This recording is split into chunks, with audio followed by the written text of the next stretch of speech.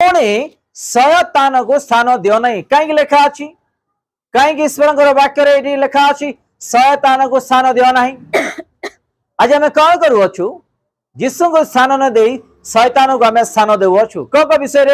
मद्यपान विषय अशांति विषय व्यभिचार विषय अहंकार विषय निंदा विषय मिछ विषय अन्य विषय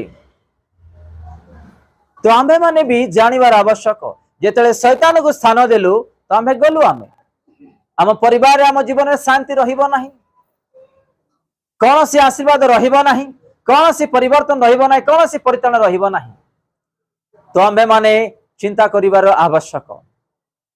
आम जेतेबेले परिवर्तन न हेबा ये लेखा अच्छे आउ थे मुझे पाठ करुच्ची मु तुम कहू अच्छी ना किंतु मन परिवर्तन न कले तुम्हें माने समस्ते से प्रकार रे कौन हे विनष्ट हे आज आम अनेक विषय विनष्ट होचु किंतु